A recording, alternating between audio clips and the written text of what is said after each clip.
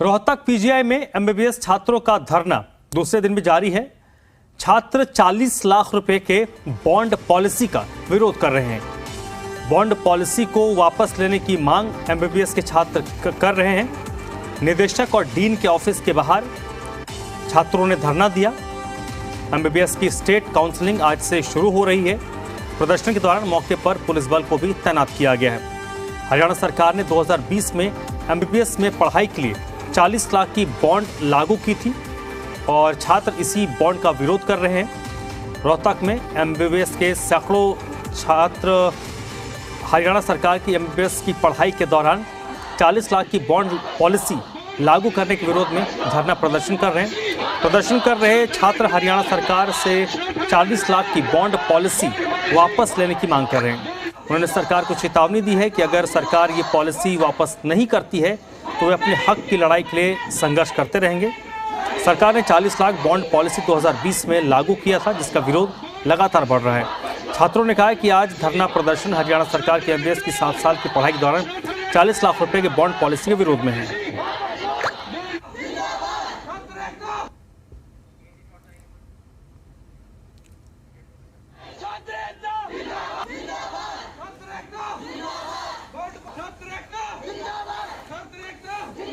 और ये 3 तस्वीरें हैं रोहतक में पीजीआई के एमबीबीएस स्टूडेंट्स 40 लाख की बॉन्ड पॉलिसी का विरोध कर रहे हैं और दूसरे दिन इनका धरना जारी है।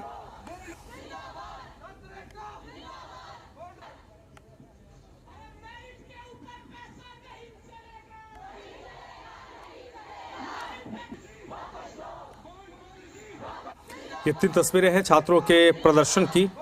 एमबीबीएस के छात्र ने स्पष्ट किया है कि जब तक उनकी मांगे मानी नहीं जाती, सरकार इस बॉन्ड पॉलिसी को वापस नहीं लेती, तब तक उनका प्रदर्शन जारी रहेगा।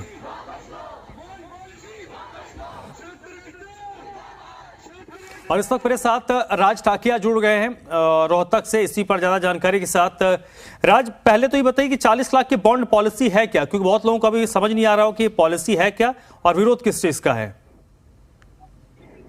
जी देखिए, जिस तरीके से बॉन्ड पॉलिसी की अगर बात करें तो हरियाणा पहले जो है हरियाणा सरकार एक बॉन्ड पॉलिसी लागू की थी कि जो भी स्टूडेंट हरियाणा से एमबीबीएस करेगा उसको एक बॉन्ड पेपर साइन करना पड़ेगा कि उसको हर साल जो है 10 लाख रुपए का एक बॉन्ड पेपर साइन करना है। और उनसे लिखित में ये भी लिया गया था कि उस दौरान यहाँ पर ही ये जॉब करेंगे।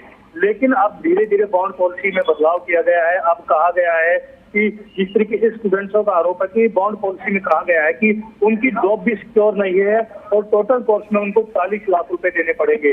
अब वो जॉब लगते हैं या नहीं लगते हैं, वो सरकार और इन चीज को सिक्योर नहीं कर रही है।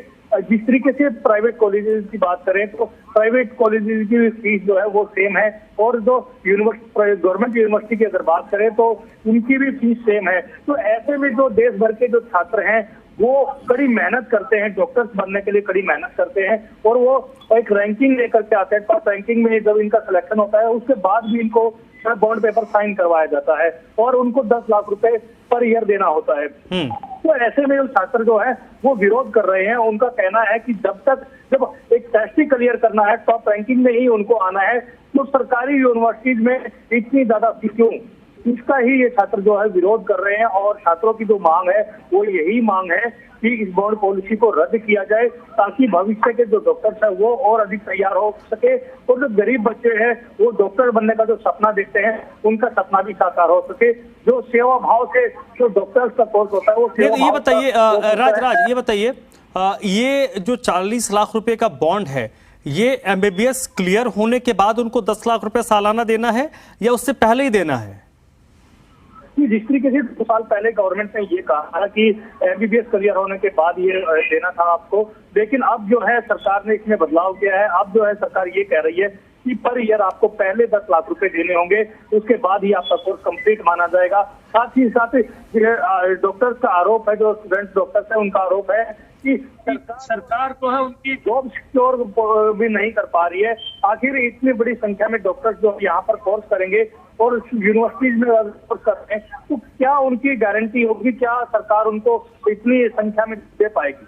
तो ऐसे में छात्रों का यही मांग है कि इनकी जो है बॉन्ड पॉलिसी की जाए। अगर संभव हो पाए राज, तो जो धरना दे रहे स्टूडेंट्स हैं, अगर उनसे बातचीत अगर आप कर पाएं, क्या उनकी मांगे हैं, और जब वो एडमिशन ले रहे थे उस वक्त इस पॉलिसी में क्या था, उस पॉलिसी में अब क्या बदलाव किया गया है, अगर कोशिश की उनसे बातचीत करने की? जी बिल्कुल, जिस तरीके से छात्र जो है वो धरना प्रदर्शन पर बैठे हैं, डायरेक्टर ऑफिस के यहाँ बैठे हैं, मेरे साथ कुछ छात्र हैं, उनसे बात कर लेते हैं कि जिस तरीके से आपका दूसरा दिन है, प्रोटेस्ट का दूसरा दिन है, तो क्या मुख्य मांग क्या है, आखिर पूरा मामला क्या है? हमारी मुख्य मांग यही है कि बॉन्ड पॉलिसी लगाई गई जिसके बारे में हटाया जाए, कंप्लीटली स्क्रैप ऑफ किया जाए। तो जिस तरीके से आप लोगों की जॉब की अगर बात करें, सिक्योरिटी की अगर बात करें, तो क्या है?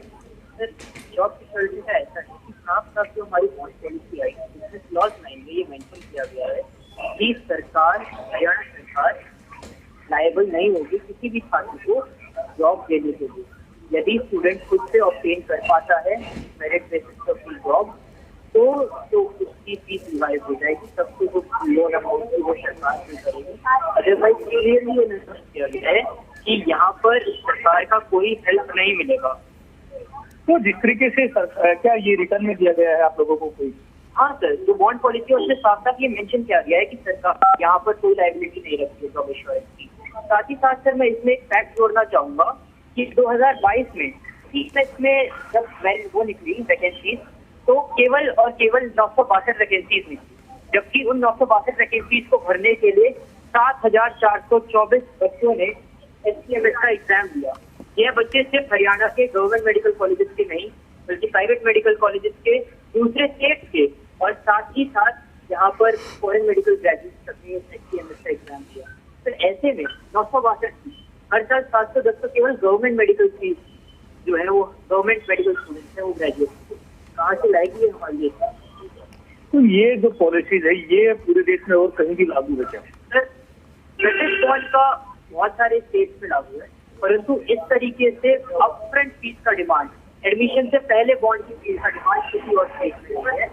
हर जगह जहाँ पर बॉन्ड पॉलिसी लागू है वहाँ पर सरकार का साफ कहना है यदि हम आपको जॉब देंगे तो हम आपसे कुछ ऐसा हम आपका, लेकिन अगर आपको जॉब एश्योरेंस नहीं दे रहे हैं, ऐसा कहीं भी तो हरियाणा सरकार कहती है कि जॉब एश्योरेंस। तो क्या पहले आपसे दिया जा रहा है इतना पैसा? सर 2020 और 21 बैच से हमसे एफिडेविट फिट किए गए थे, लेकिन 2022 बैच जो इस समय नीट यूजी काउंसलिंग में आ रहे हैं उनसे साफ कहा जा रहा है यदि आप 10 लाख रुपए जमा नहीं करेंगे तो आपका एडमिशन साफ साफ रिवोक करवा दिया जाएगा।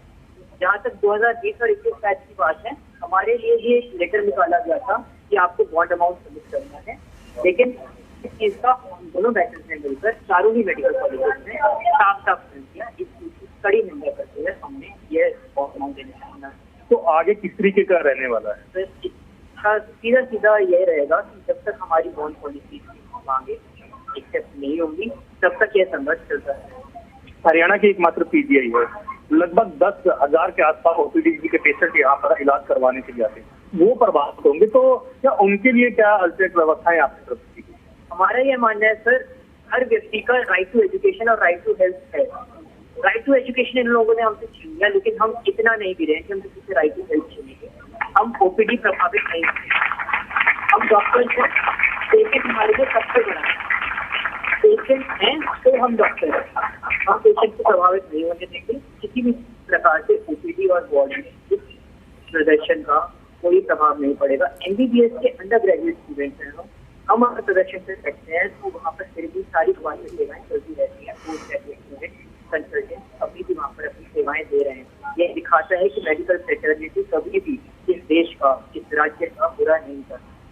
बिल्कुल, जिस तरीके से छात्रों का कहना है कि ये बिल्कुल धरने पर बैठे रहेंगे, लेकिन जो इनके सीनियर्स जो है वो अपना काम जारी रखेंगे और जब तक इनकी मांग पूरी नहीं हो जाती है इनकी जो आंदोलन है वो ऐसे ही जारी रहेगा। जी चलिए ठीक है। और किसी तरीके का आश्वासन इनको दिया गया है? आज दूसरे दिन का इनका धरना है, तो बातचीत तो हो रही होगी कॉलेज के प्रशासन से, कुछ आश्वासन इनको दिया गया है या अभी तक आश्वासन नहीं दिया गया है?